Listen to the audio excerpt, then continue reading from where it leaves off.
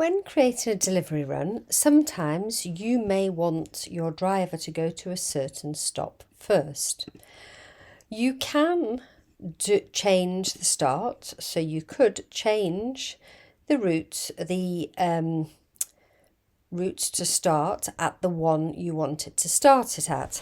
However, when you're tracking for your customers or your driver, will assume the run actually starts at that stop. So it won't take into account the time that the driver takes to go from the shop to that first stop.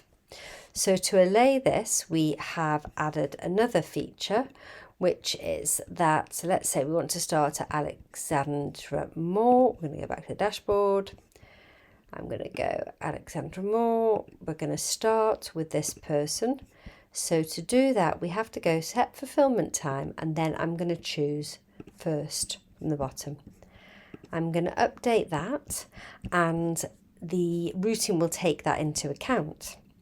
However, if you've got more than one first, it will also take that into account too. If they are way away, it will alert you to that fact. I'm not actually sure whether these are way away or not, but let's just try it. So you can see very clearly it's highlighted them in green, which are first. So I already know I've got two first stops. So that's very clear. So when I click on this and I'm going to create run,